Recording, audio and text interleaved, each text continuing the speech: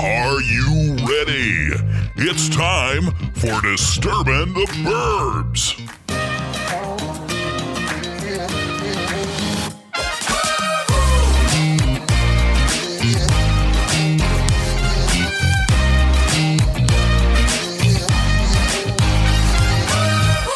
Hey there, welcome to Disturbin the Burbs. I'm Jen Sharon. And I'm Jim Sharon. Welcome to our Little Dog and Pony show. You always make me giggle, huh? Did you miss us? Yeah. I think everybody missed us. We've been gone for a little while. Just a wee hiatus. Yeah, a wee hiatus. It was a very long wee. We're glad to be back, though. Interpret that on your own. But anyway, yeah, here Starting we are. out the new year. Yep, finally getting back behind the mics again. Late January. I always miss it. Do you miss it when we haven't? It's fun. We do this for fun. We do it. We definitely do it for fun. We get absolutely zero monetary reward. Very true. From this show. We're doing it for you, our listeners. So and we have some. We do. Cool. We have a few listeners. We have a few subscribers here and there. So hopefully they'll get notified and rally the troops to once again give the Sharons a chance, because that's all we are saying. Just give Disturbin the Burbs a chance. Yep. Despite our infrequent episodes, we still get people asking us, when's the next episode? We managed 24 episodes in our first year. Yeah, so which is not too bad. Pretty stinking good. Not too bad with people with busy lives and pandemics and quarantines and everything. But here we are in fucking 2021. Yep. And are you excited to be here in 2020? I'm excited to be past the year that shall not be named. Okay, 2020. I'm going to name it. Dude. But here we are in 2021. For the most part, everything kind of feels the same. There's not a lot different except for one thing. I mean, it's a really big thing. A really big thing. And I think everybody that's listening knows what we're talking about. But we have a new president, and that's exciting. And for those of you that are our global listeners, and we know we have some. I think they're thinking the same thing. If your head has been in the sand in Baghdad, then just to let you know, we've got a new president. Grumpy Trumpy is no longer our president. Yay! Thank fucking God. Yeah, and let me tell you, it was just, a matter of a week ago? It was a week ago tomorrow, right? Yeah, it was the 20th. Yeah, on the 20th. So that was a week ago. Today's the 26th. We'll get this shit show out and delivered hopefully tomorrow on the 27th. There you go. Anyway. Everything is already better. Let's just say that. If you're a Democrat, then yes, everything is much, much better. However, if you are one of the 70 million folks that voted for Trump, everything is upside down for you. I don't think they're our target audience, honey. Well, they just might be. I'm equal opportunity, and if you really truly believe what Biden said during his inaugurational speech, this is the time that we must unify. Well, it was good. So he gave a really good speech. I thought it was a fantastic speech. It made me feel all fucking patriotic. I have to admit that I was sitting there. I got up early. You did. You watched it at the regularly live time. Who's your favorite husband that recorded it for you so you could watch it much, much, much later? Well, you're definitely my favorite husband until you give me shit like that. Right. But yes, I did watch it approximately 2 hours later, and it was lovely. Mm-hmm. But I watched it live as it was happening to get the full emotional impact. I'm so happy for you. Yes. But I loved all the pomp and circumstance of the event. I loved seeing the former presidents come out and just kind of seeing the partisan, is that the right word? Partisan? Yeah. On folks on both sides of the aisle. Mm-hmm. Bipartisan. I don't know. I'm not a politician. I don't know politics. But it was good to see everybody being fairly cordial to each other, and I really appreciated that. Well, it's one of the most important events that we have every 4 years, and right. I loved all the commentators, making a point of saying, who was and wasn't there. Well, yeah, that was, but it's like it's a good chance for everybody to kind of stand up for democracy and do the right thing. And the right thing was acknowledge that Biden did in fact win the presidency fair and square. There were no fraudulent ballots. That's been proven time and time again. And we have a new president, and I'm actually really excited for that. And that doesn't mean we're just going to sit back on our laurels and expect that Biden's going to do everything right, because I don't think he will. Well, it's just a matter of ceremony. Well, tradition, deeply rooted ceremony, that should be followed. But I love several points that he made during his inaugural speech, and I pulled one of them out. I thought I'd kind of read through it here. Yeah, do it. Just for a real serious moment that we rarely have on Disturbin the Burbs. I'm here for it. But here we are. This is one thing that really kind of stood out to me that Biden said. He said, "Together we shall write an American story of hope, not fear, of unity, not division, of light, not darkness. May this be the story that guides us." And here I'm actually getting a little choked up just even saying this out loud. That's how a president should sound. Right. Man. And furthermore, he went on to say, "The story that inspires us, the story that tells ages yet to come that we answered the call of history. We met the moment. That democracy and hope, truth and justice did not die on our watch, but thrived."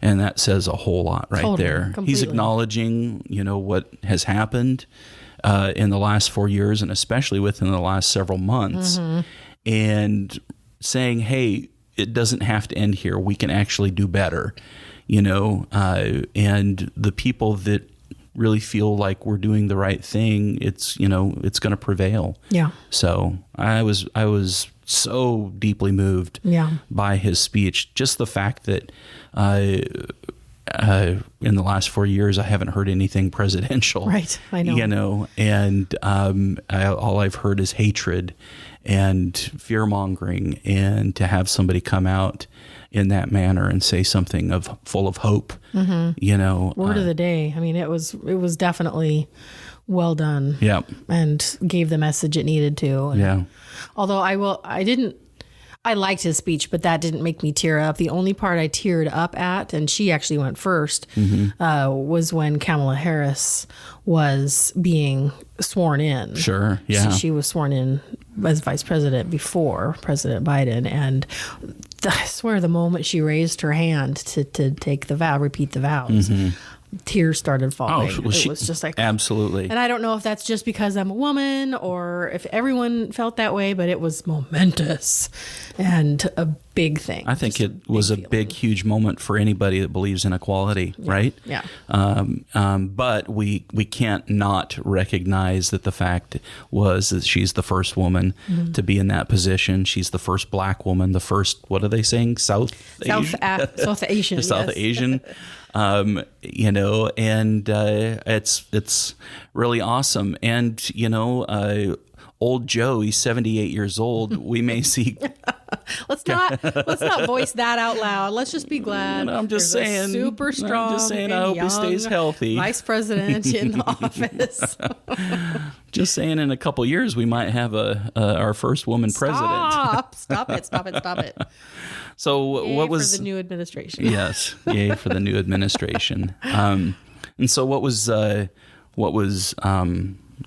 another highlight of the inauguration for you? I would say, other than Kamala, I don't know if it's Kamala or Kamala being sworn in, the poet laureate. Amanda Gorman. Amanda Gorman just took everyone by storm. What is she? 22. 22. Yeah.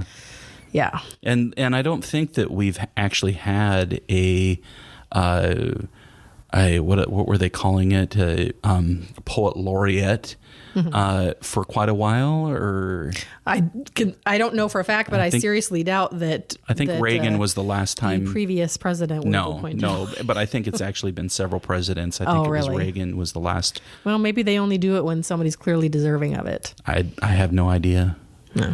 Anyway, took down several notes of, obviously it was a long spoken word poem, of which I am not a spoken word poet, but I thought I'd read a couple quotes that really stood out. Really stood out. Yeah.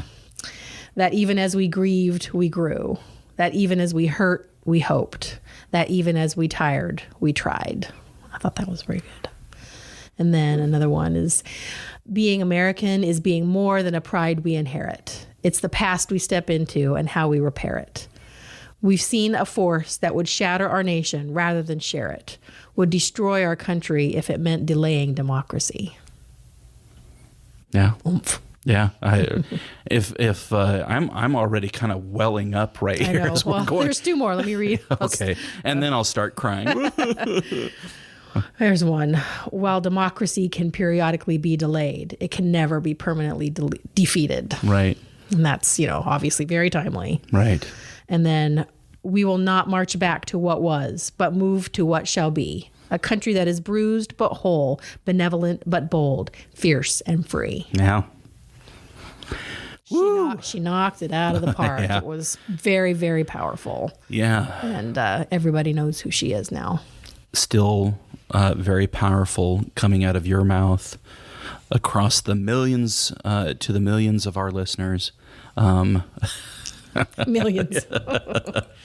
That was lovely, and I'm going to actually drink to that. So there's the ice. the typical clinky that you may hear in every episode that we ever record. I'm having a lovely bourbon tonight. It's the Stag Junior, put out by the Buffalo Trace Distillery. Mm-hmm. Lovely. Yeah. 100 proof, a little stiff. Got to let that sucker water down a little bit before you enjoy it. But yes, I remember your initial comment. Yeah, and what are you? Basically, a Crown and Coke. Oh yeah, one of your favorites. I use Zevia Cola though, so sugar free. Yeah, sugar free. But all the caffeine. Yeah. Yes, no caffeine. I'm not perfect. And another fact of the inauguration. Since the president shall not be named, was so big into numbers and was so focused on how big his inaugural crowd was. Do you remember that? Oh yes, and it was the pictures versus quite what he. satisfying. Yeah, we actually had, and they weren't allowing people, right? Yeah, couldn't do the same comparison. Yeah, it was pretty sparse out there on the lawn. But there were 40 million viewers tuned into the inauguration. That's awesome. I don't know if that was. I'm assuming that was just within the continental U.S. and not right worldwide. But that's great that big of a number, tuned into it. It mattered. And who stole the show? It wasn't Biden. It wasn't Harris. You mean afterwards? Goddamn Bernie Sanders had his day in the sun. Got your head buried in the sand if you haven't seen a Bernie Sanders meme or 1,000 in the past week. What I found interesting about that, and it was ultimately perfect for the people that wanted to create memes with Bernie Sanders, was that here is a man that is what I felt was, he's definitely one of the contenders, has been over the last, 8 years and longer. A lot of folks really wanted to see Bernie Sanders in office. And what was strange to me, I mean, he came in, greeted a few people, and then there he was kind of sitting all by himself, not, kibitzing with all the rest of the politicians that were around him. And maybe he really was just too cool. Maybe he was. He was, he said he had no idea that he was going to cause this kind of reaction. All he literally was doing was sitting there trying to stay warm. Right. But he had a huge parka on, that was nice and thick. And the mittens. Which... hand knit, multicolored. Yep. And of course, again, if you'd have to have your head buried in the sand if you haven't seen all the memes that have been. Yeah. It's getting to the point where dear God, I don't want to see another. There's some of them that are so clever, but yeah, we don't need to go into it more and more, but no. I'll change the subject slightly and say what my other favorites. I get not really a meme, just an image that somebody shared afterwards was an animated drawing of, like, stylized of all the women from the inauguration day, like all lined up, from the performers to the wives, to the politicians, in their colorful suits.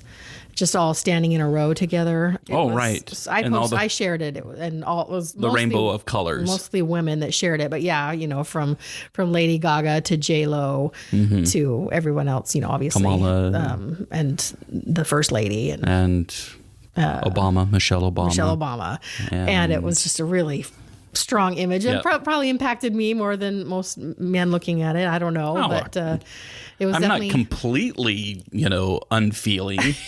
I dug it, and then I've seen illustrations of it, stylized illustrations of all of those. That was colors just the first one I saw, and it was just like they were all standing in a row together. And it didn't show faces or anything. It was just the suit, all the power suits, the women's power suits lined up in a row. Sure, it was awesome. Yeah, that was awesome.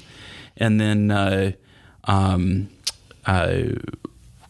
what about you? You mentioned Lady Gaga. What did you think of her national anthem? It was pretty good. I mean, it wasn't like the best I've ever heard, but she didn't mess it up or anything. It was beautiful. Yeah, I always think back to Jennifer Hudson. Oh yeah, didn't she do Obama's inauguration? At least one of them. Yeah, maybe the second one, because it was Aretha Franklin that did the first one, and I didn't care for it. Yeah, but you wouldn't. You don't appreciate true talent. Well, I'm not. Let's just leave her. Well, what's the matter with Aretha? Nothing. I just I don't want to speak ill of her. Oh, okay. Well, she's dead, so it doesn't matter. All right. So you like that? What about J-Lo's performance? Well, I always like her performances and her voice. I'm going off script here, by the way. If you're trying to keep up, it's not on the script. It's the song choice was not my favorite. Yeah, it was very kind of reminded me of grade school. Yeah.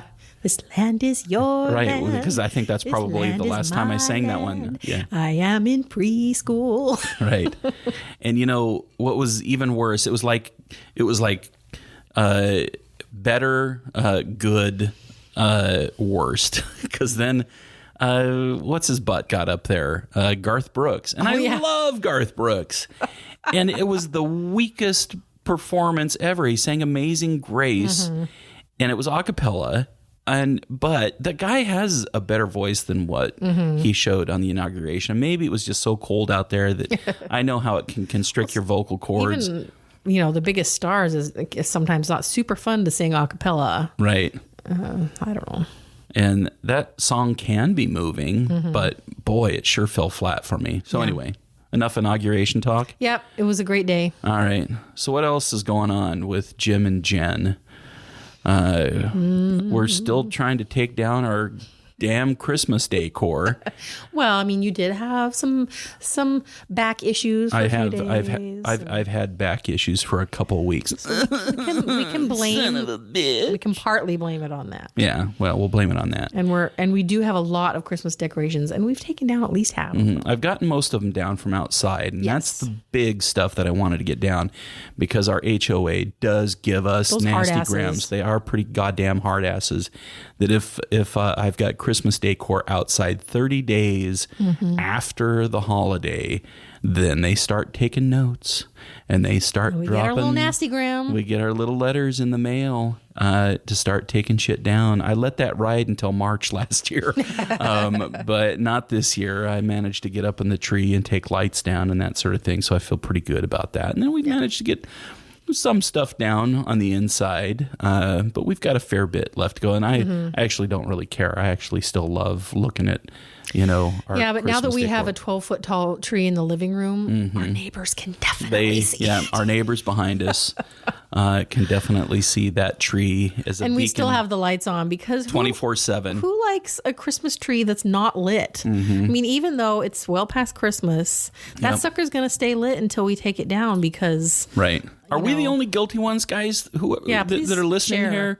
Are we the only ones that have our indoor Christmas decor still up, or at least some of it? That village let us know. Is the last to come down. I've had friends that are saying, "Oh, we're going to leave it up until June," and hey, more power to you. But if you let it up until June, you might as well just leave it up year round. Let it ride. Right. Let it ride.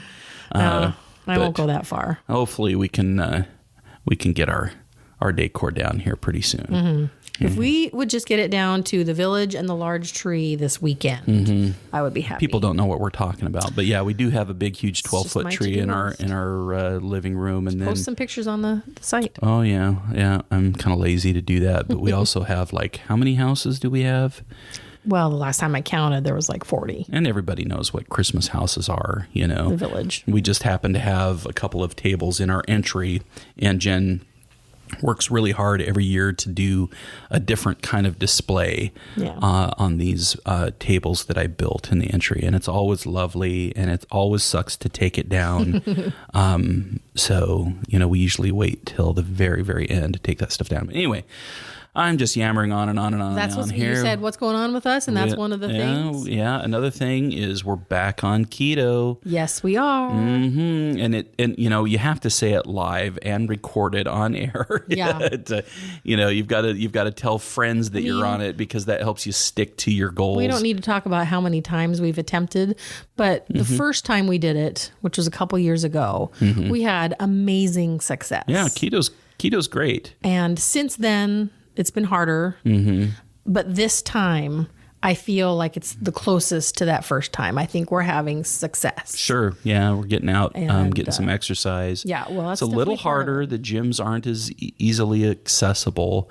And that always makes a big difference when you've got to have diet and your exercise to see the best results. But we're exploring. There is so much keto information out there. Get on Instagram, type in #keto, and you will be bombarded with all kinds of recipes. It's easy to get inspired. Yeah, and weight loss success stories.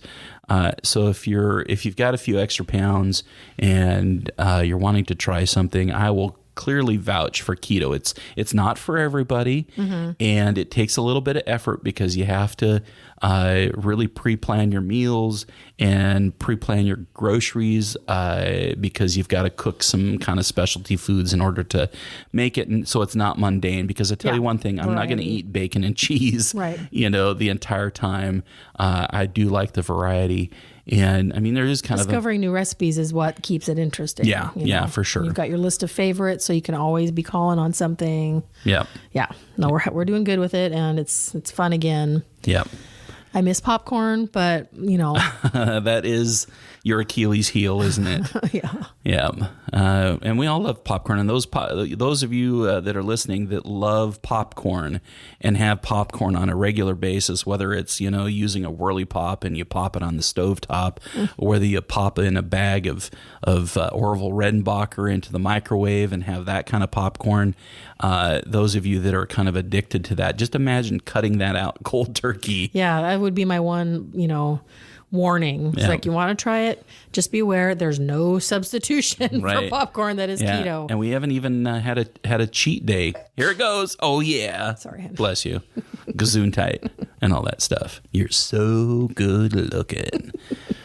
Anyway, let's move on. Okay. All right. We've got a couple of things that we wanted to hit upon here that always seem to be listener favorites, especially during the pandemic, because people always talk about, hey, what are you watching? Yeah, I know. What are you streaming? People like this topic, right? Yep. And so we had one of our listeners and friends message us and said, "Hey, here's a couple things for you to check out."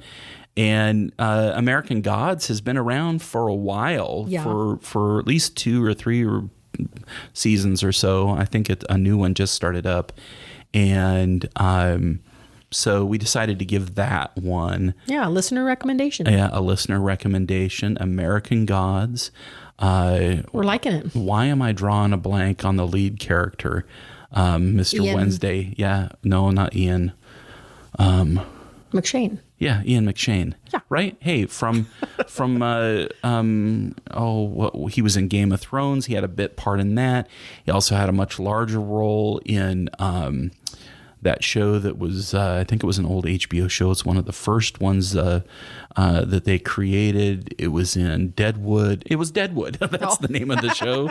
Loved him. He's been in a ton. Yeah, and obviously he's been around a long time, but for some reason, for me, he is a lot like Anthony Bourdain.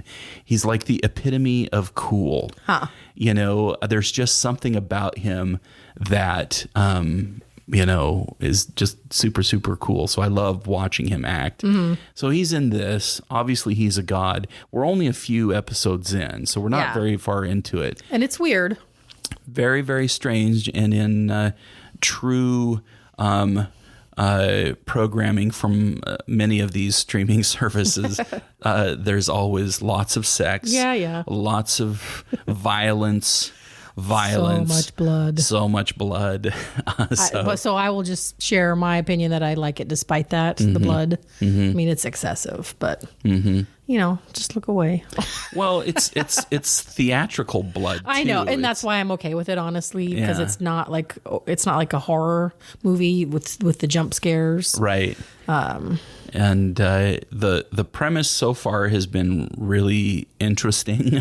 It's like competing gods or something. Oh my goodness. There's like the new gods and the old gods. And I think Mr. Wednesday, which is Ian McShane's character, is an older god, but not much has been revealed to us. I think we've watched 5 episodes. It's very much unfolding still. Yeah.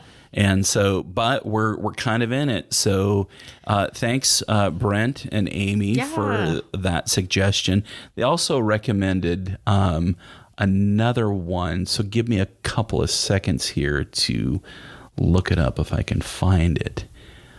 You're so prepared, honey. I'm not prepared. Give me some music here. I can't find the original message that he. There's a couple different ones, and I think we've only tried American Gods so far. Yeah, he had one. I want to say that it was called like 30 seconds or... Right, no, it was 30 coins. 30 coins, right. That I remember the preview, it looked a little horror-ish for me. Oh, yeah, it looks pretty harsh and basically... Horror-ish. Yeah, horror-ish. The premise is that... Judas, when he betrayed Jesus Christ, he was paid 30 pieces of silver. And, zoom forward a couple thousand years or whatever. And for some reason, there's a group that's looking for those 30 pieces of silver. And, how they would... Great premise. Yeah. I wish they hadn't had to go so scary. Yeah. And from the preview, it was all subtitled. So I'm curious if the whole... That's a big turnoff for me. Yeah. Sorry, I'm not very cultural. Yeah. After I've had several bourbons and I turn on the boob tube to watch a show, the last thing... Squinting with one eye. Right. The last thing I want to do is read subtitles. So I just want to be able to relax. Sorry, Brent. So I don't know. I may give that one a try when I'm early morning and I'm sober. You can watch that while I'm watching The Bachelor. Right. So we watched that. What else have we watched? We've watched we saw Doom Patrol listed on HBO Max, and we decided to give that one a whirl. And I guess what caused me to look at it is because it's kind of like it's heroes, it's people with superpowers of some sort. Yeah, misfit superheroes. Yeah, misfit superheroes. We're a few episodes into that. It's interesting, but what caught my attention originally was the fact that Brendan Fraser was in it. And if you remember Brendan Fraser, he was Encino Man. He was in the Mummy, the original Mummy movies. Right. He was in Inkheart. He was in Journey to the Middle of the Earth, and he was kind of a what would you call him, a matinee leading man kind of very popular actor, leading man, very actor, for and quite then he did some really crappy movies and made some bad choices, and the next thing you know, he's on the bottom of the list. And just kind of withdrew for a while. Yeah, and he withdrew, and so he's in this new Doom Patrol. Now, granted, he's covered in makeup, so you only get to see him a little bit like here in and flashbacks there. of his regular life, right? And, But the premise of the story is he got in a horrible car wreck with his family, and their heads were severed because they went under a tractor trailer, and the only thing that was left to him was his brain. And somehow some crazy scientist got a hold of it and created some sort of robot with, a cross between the Thing from Fantastic Four. So he's kind of just this big clunky, like metallic Rockman shape, robot kind of thing that's powered by his brain. So it's interesting. We've given it a few episodes. I'll keep watching. Yeah, and then another one that we haven't watched for a little while. It got to be a little soap opera-ish. Virgin River. Yeah, and that on was Netflix. And that was a Netflix show, and it's interesting, and I like the subject matter of it, but they go way too over the top in the whole romance. Well, I mean, I think that's to aim it towards people like me, viewers like me. But even I feel like, they could move this shit along a little bit faster sometimes. Yeah, I mean, there's some great, anti-heroes in it, and some, bad elements and some nefarious activities that happen. But it just seems like they spend so much time focused on this tension between lovers, Well, yeah, I mean, and like, the one gal just wants to keep the relationship with her and the other guy a secret to the point of making him date another woman in public. It's like, that's just dumb. Yeah. So I don't love all of it, but it's entertaining enough. Right. I want to make my way back to it. Yeah. I mean, we've watched a couple of seasons of it. Yeah, so, I think we're halfway through season 2. Yeah. So I've stuck with it. I've enjoyed it. You're a good husband. Well, no, it's not me just being a good husband. I've enjoyed it. You wouldn't watch it if you didn't. But it's like, good God, settle down on the soap opera piece of it. Want to move on to the next one because I found this interesting. This next show on HBO Max. I think you really liked it, right? Yeah. And I'm kind of weird. That's right. I kind of liked it more than you. Yeah, but I'm weirdly on the fence because now that we've stepped away for about a week, I'm kind of rethinking it. Right. Super interesting premise. Name? The name of it is called Search Party. And the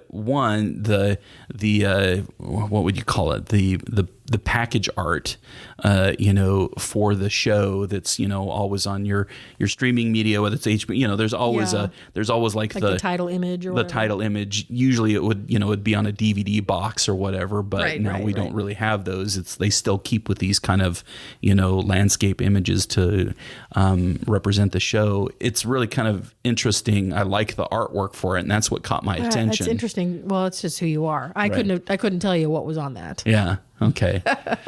It's illustrated, so it's not it's not photographic. Is it clues or something? Oh, it's like somebody's head kind of screaming up from the ground, and there's just some interesting artwork on it. But one of our favorite shows from years past with the Bluths and Arrested Development. Yeah. What's that? It was the daughters. Maybe. Maybe. Yeah. Maybe from maybe Bluth or whatever she was named. Never from the Never Nude. Remember David Cross was the Never Nude? Yeah. And he wouldn't even get in the shower without wearing jean shorts. That was pretty funny. Anyway, so whatever that actress is. I don't remember that actress's name. Yeah, I need to do better at that. When we're promoting stuff, we should have actors and actresses' names a little bit more. But anyway, the premise of the show is a bunch of friends. Like college friends. And somebody that they barely knew in college goes missing. And the character, maybe Bluth, whatever that actress is, gets some strange bug up her ass that she's got to, be a sleuth and find out what happened to this. Starts investigating all on her own. Yeah. And it's really, really interesting. I would say it's a little slow. Yeah. It's when you're watching stuff like American Gods or Doom Patrol or some things that are completely over the top, and then you switch onto something like this. Yeah. It's very thought provoking. It's one that you have to watch carefully and not miss something. Totally. We found ourselves having to rewind a couple of times because we weren't paying as close attention to it. But it's on our watch list because I think it's very, very worth giving it a try. Yeah. Because, obviously what we end up watching ourselves is I would say pretty mainstream. And so I feel pretty safe recommending it to most people. Yeah. But this one might be a little bit more fringe. You'll either like it or you won't. It feels a lot more like a comic book kind of, or a graphic novel, the way that those are paced. Yeah. I don't know. It's hard to explain. But anyway, give Search Party a try if you're looking for something completely different and a little odd. Mystery, yeah. And mystery. I would call it's like part Scooby-Doo. I don't know, part Friends. I don't know if that's that's a horrible. It actually reminded me more of that British show we watched last year called The Stranger. Oh, that was a good one. Yeah, folks, if you haven't ever watched The Stranger, we recommended it before. We recommended it. It's worth recommending again. Yeah. And so let's kind of quickly go through the last two on the list here. Cobra Kai. Yeah, Cobra Kai has been a surprise. To us, we came late to it. Yeah, we were a little bit late to the party. Season 3 is now out. Yep. And right before season 3 was out, we started watching season 1, carved through that. Yep. And now we're almost all the way through season 2. Yeah. I was actually pleasantly surprised. I was always a fan of Karate Kid, the Karate Kid movies, but primarily 1 and 2. And then I was ready to put Daniel, what's his last name? LaRusso to bed and never really have to, enter that storyline ever again. Yeah, but what happened between Daniel and Johnny, the bad kid, 20 years later, and 30 years and there's later. a ton of nods to the original movies. There's actually the 80s music, original footage from the movies, inside jokes, and I'm actually amazed that these guys pull it off. It's fantastic. It's actually so well done. You end up sympathizing with Johnny Lawrence. You're pulling for him to have a good life and improve his situation. Yeah. It's so good. Yep. You guys. Yep. Daniel LaRusso has been successful, but he's kind of a douche. Oh, minorly. Yeah. And Johnny Lawrence has, obviously had a rough life, alcoholic and divorced, not in touch with his kid. Right. And decides to grasp for one last piece of glory and reopens the Cobra Kai karate so he's misguided, but you can tell there's a good heart in there. Yep. And you find yourself rooting for him. Right. So if you're a product of, the 80s movies, or, you've watched Karate Kid and really enjoy it, and you haven't jumped on the Cobra Kai train, do it. You won't be disappointed. Yeah. It's great. And finally, you convinced me of this last show, and I absolutely love it. love it. And that is Prodigal Son on Fox. Yeah, network television. And of course, the person that steals the show, but it's not the one that gets the headline, is Michael Sheen. And Michael Sheen is a fantastic actor. We've seen him in many things. He was in Good Omens, the last thing I saw him in. But he's in the Twilight movies. Yeah, he's in the Twilight movies. So he plays the head of the Volturi, right? Yeah. And very good, honey. But he's just intense and fantastic and crazy and funny and disturbing on this show. He is he's a serial killer. And it follows his son, who is a profiler. And they've just done a fantastic show for network television, right? I'm always skeptical of what's on network television, but they did a really good job. The thing that really sucks about this one, though, is they pulled that first season off of On Demand. So if you actually want to watch season 1, you have to go out to like Amazon Prime or Hulu and purchase it. The season is like, I think, $9.99, and you won't be disappointed. Yeah, it was worth Don't buy it episode for episode, because I think it's like $2 or $3 per episode. Yeah. And there's 20 episodes. Yeah. So obviously you're going to save a lot of money. 50 cents an episode, right, for the whole season. So that's not bad. The $9.99, right? I don't know why they pulled that. Right. But yeah, season 2 has just started. There's only 2 or 3 episodes in, so we've caught up to that. Yeah. Fantastic show. What are you waiting for? watch Prodigal Son. That was a pretty good batch of recommendations this week. Yeah, it was a good watch list. We don't really have any pans on it. One that I wanted to add to this list, because we do love reality television and usually HGTV, one thing that has shown up on there is called Escape to the Chateau. Oh, yeah. I thought we talked about that. I don't know if we did in the last episode. Let me take a look here real quick. We might have. Couple buys a French chateau, starts fixing it up. It didn't look like there was anything on the Thanksgiving episode, and I don't think we were watching it around Halloween time. So no, it would have been the last episode before this one. Yeah, so, I don't see it on there. So maybe this is a current watch list. So yeah, anyway, reality show. Obviously, this show's been around for a while on the BBC, but obviously HGTV is kind of scraping the bottom of the barrel for content, and so now they're reaching out to other countries of home and renovation type shows. That's cool though. Now, French countryside. Now, if people, I don't know if the fact that you and I have been to France, and we've been to the Loire Valley, which is actually where the chateau is. It means a little bit more to us because we can almost like picture the area that it's in, and identify with it. But it is fantastic. It's a British couple that moves to France and buys this chateau and refurbishes it. Yeah. And clearly they've had a life prior to this show. I've seen the same husband on different BBC shows as an engineer and other stuff. So he's done other reality television.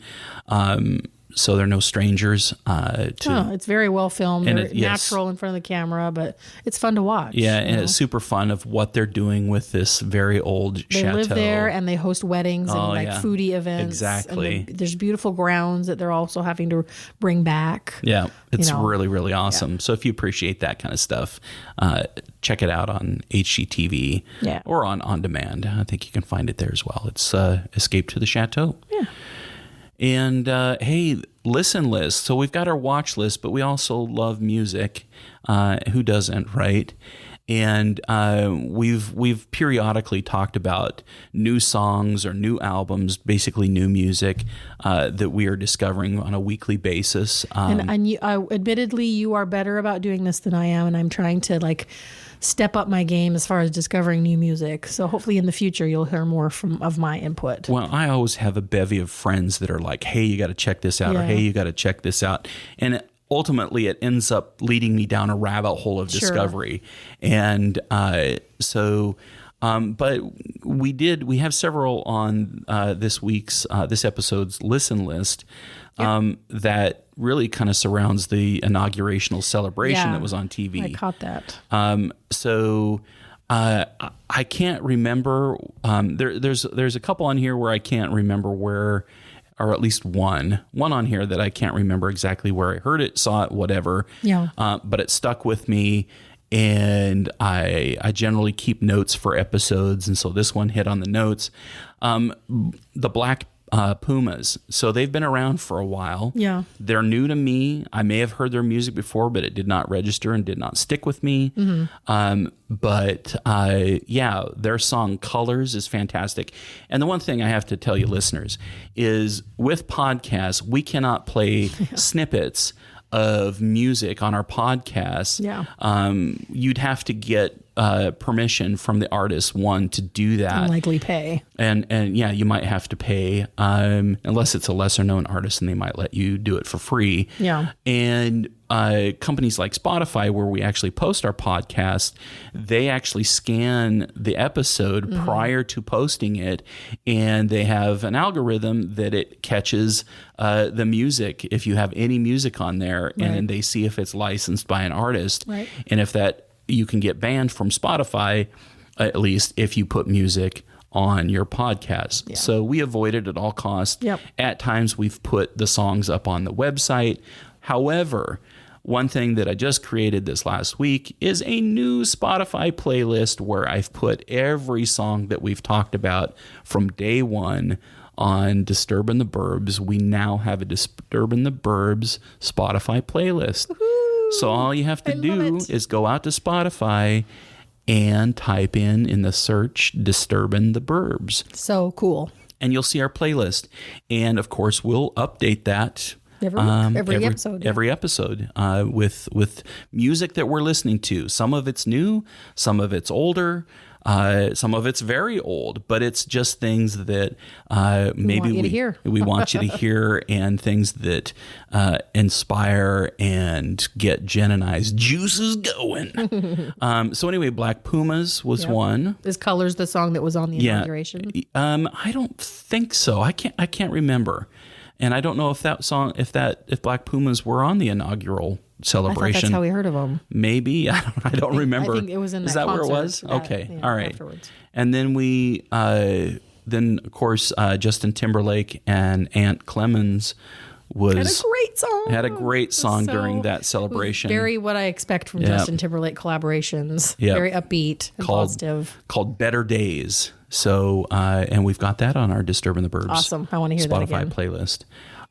So that's on there. That's one that we really love. Give a listen to it.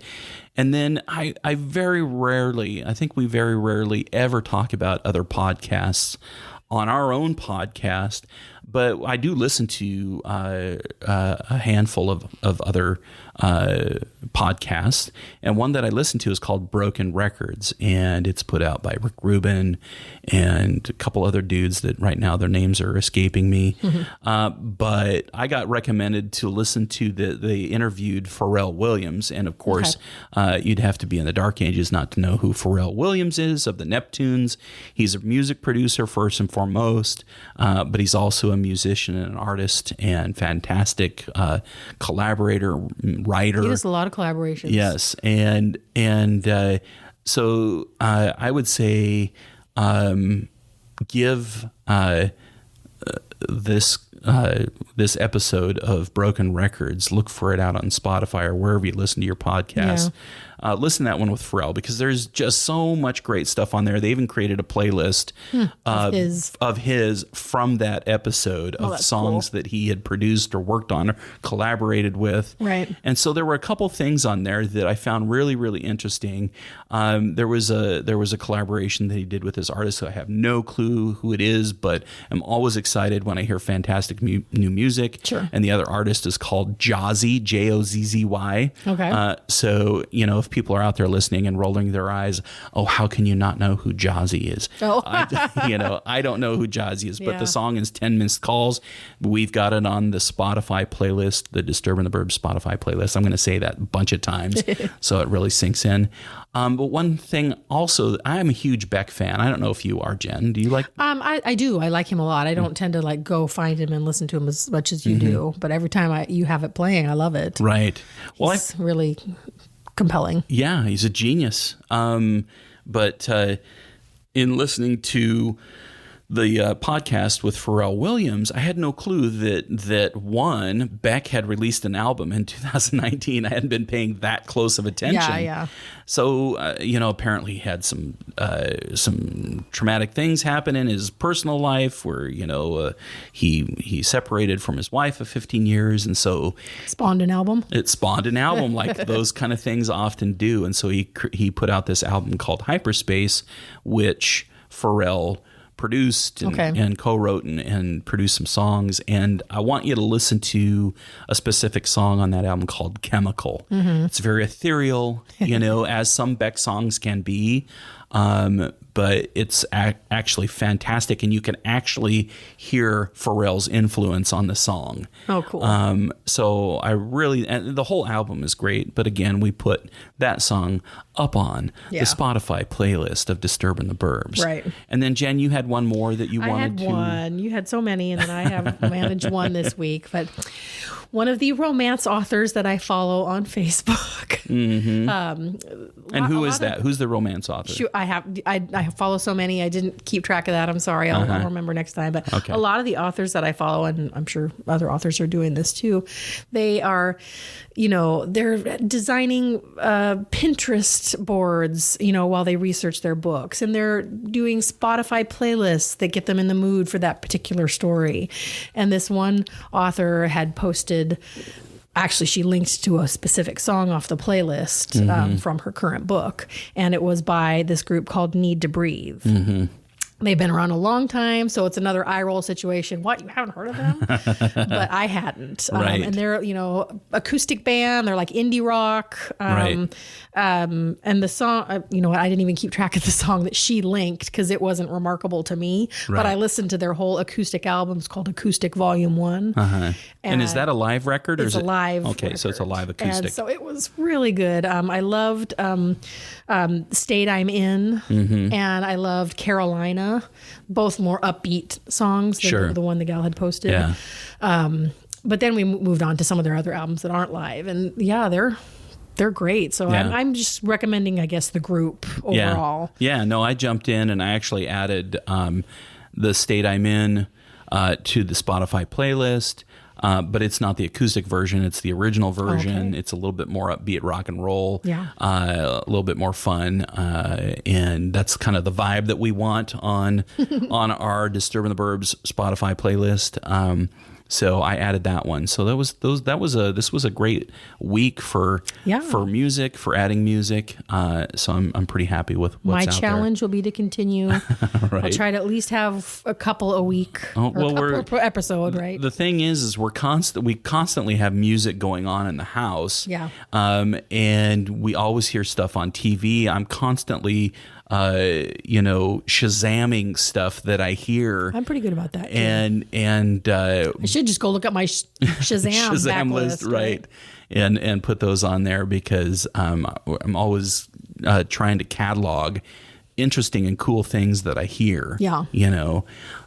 So anyway, so that's our watch list and our listen list. And one more little thing here. What would you think of a little game of Would You Rather to close out the episode? I can do that. So it's kind of like, would you rather do this or would you rather do that? And it's generally really stupid shit. Yeah. So, hopefully I'll have answers. It's nothing cerebral that you really have to think about. And am I answering all of these, or do I get asked? No, I think we should. I'll ask them. Okay, you ask them. But then we can both discuss. All right. I'm up for it. Here we go. So, would you rather? Question number 1. When the aliens finally make contact with us, because it's going to happen, would you rather them be robotic? Autobots, right. Or organic. And out of those two, which would be less likely to wipe us off the face of the planet and why? Less likely. So we've got robotic, right? What do you think when you think robotic aliens? I think of obviously Transformers. Yeah, I guess, excuse me, I guess that's what came to mind. Right. Although War of the Worlds. Oh, right. Those kind of... Now, so, I mean, it can get really gnarly either way. Right. What was that? Super 8 was organic, right? Mm-hmm. Okay. I guess I'll say organic.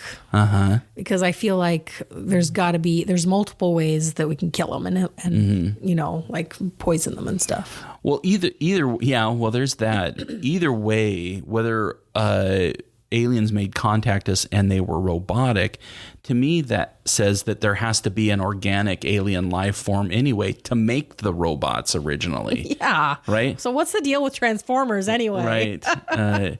Well, you think of robotic aliens and you think of also the whole Terminator series, because those were, serious. Technically, it was because of humans, but the whole, right. Well, somebody had to build the robots. Artificial intelligence. Well, it was the human's fault for making the artificial intelligence. Well, I would just say, with this question. Because then the computers built the robots.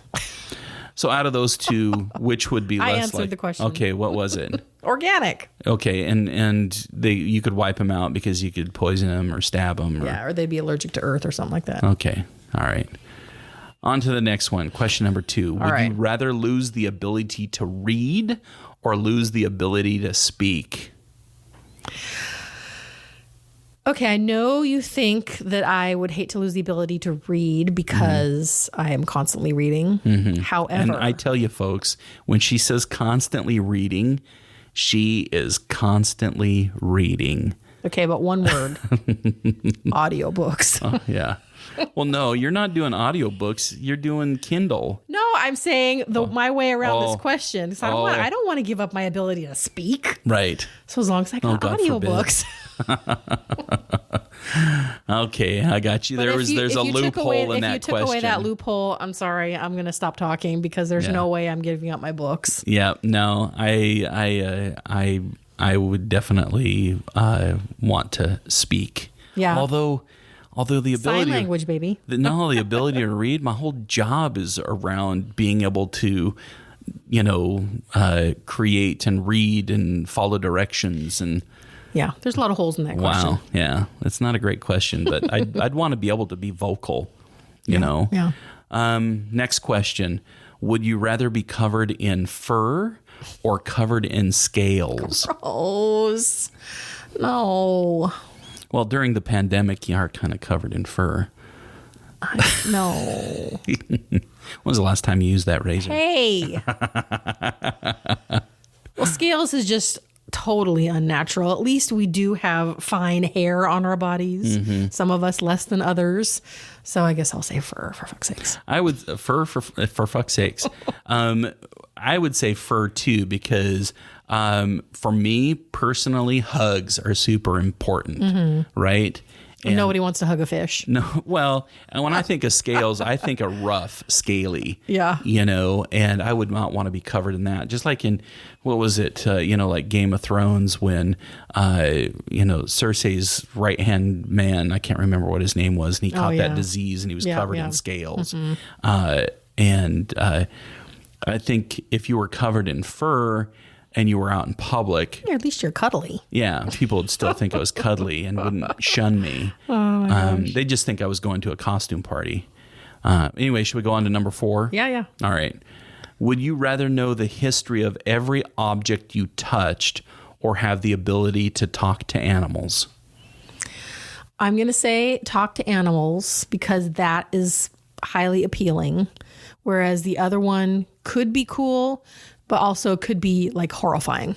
Yeah, that's true. I would agree, and I would probably wish for the same thing, simply because of the relationship that we have with our own pets. Yeah. I'd love to know what Teddy is thinking. So would be so great. We have an emo dog and his ears are up and down and tail wagging. He has looks of concern on his face. Totally. All the time. This dog can furrow his brow. Yeah, and I would just love to know what is going on in his head and be able to talk to him and assure him that everything's going to be okay. Yeah. All right. Next question. Final question. Then we can wrap this show up. Okay. Would you rather have all traffic lights you approach be green or never have to stand in line again? Oh, and I would rather never have to stand in line again. Mm-hmm. I would agree. So we've pretty much agreed on everything here. Yeah, that's why you're married to me. Well, I really don't care about traffic lights. I'm never in that big of a hurry. You could be listening to music. You could be listening to a podcast. Right. And, for me, as often as we've been to Disneyland, I would love to never have to stand in another goddamn line. No brainer, man. Right. Even in a place as wonderful and happy as Disneyland, right? Standing in line is just the atrocious. Worst. The worst. Yeah. Anyway. Clear winner. Good questions, honey. All right. That was our little game of Would You Rather. Hopefully we have disturbed you from the burbs in a good way. In a good way here on episode 25. Wow. I know you guys already feel smarter just by listening to this episode. So anyway, without further ado, Jen, it's been fun. It has been. Thanks for spending the last hour with me talking about absolute nonsense. Right on. Okay. Everybody, we'll talk to you again soon. Bye. Bye-bye.